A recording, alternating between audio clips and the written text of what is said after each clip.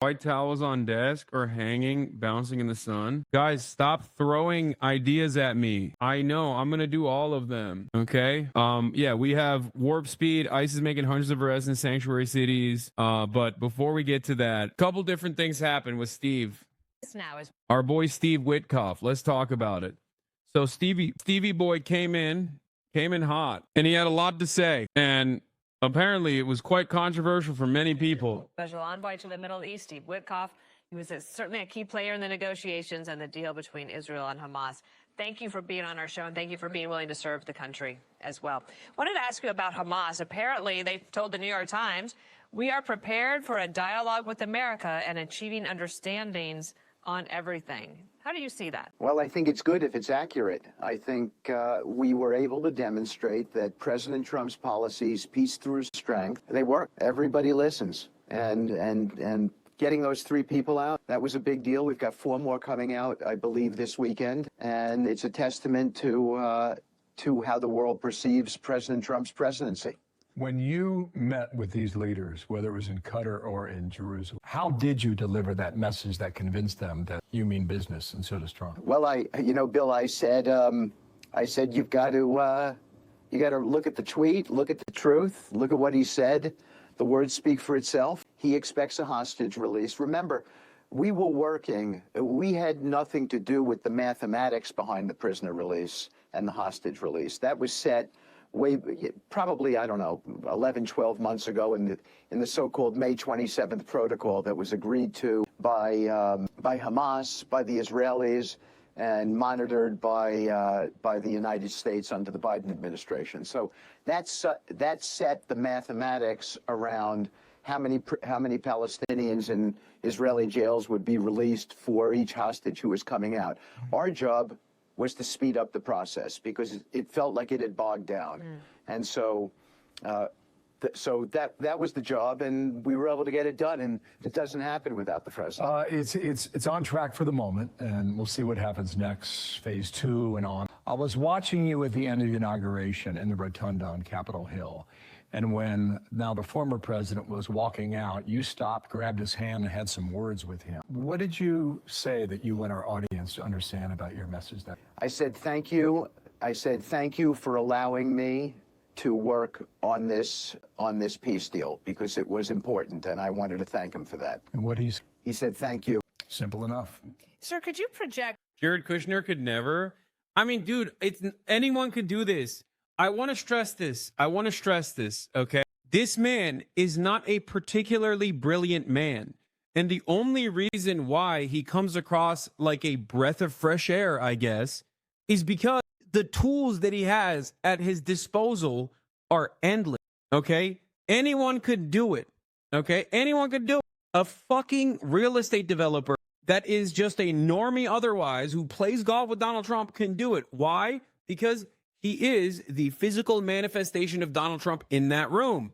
And Donald Trump has said, get this deal done.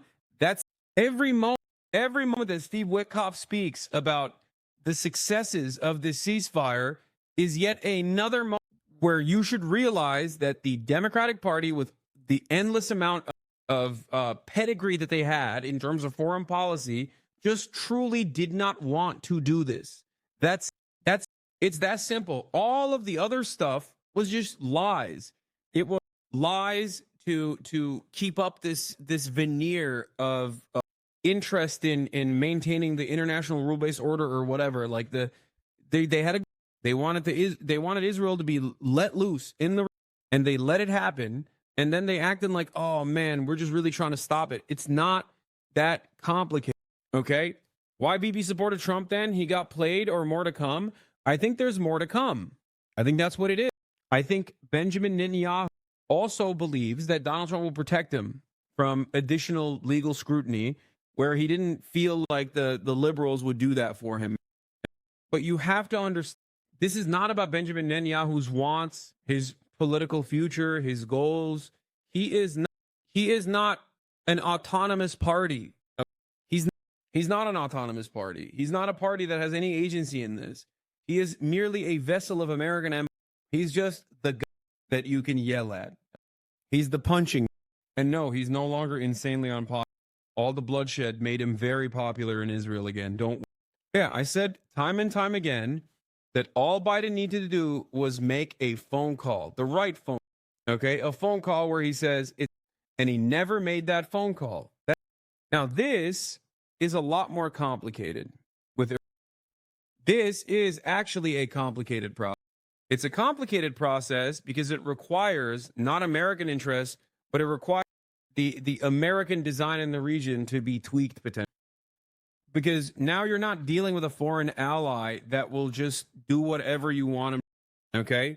Now you're dealing with a foreign adversary that is a major threat as a state, as a functioning state, potentially a nuclear, that is an enemy to your designs in the region and an enemy to your major power player allies in the region, Saudi Arabia. And remember 3 months ago you were watching that Ozzy Zio pig YouTuber Casimir report video gloating over the genocidal general's plan and the annexation of North Gaza?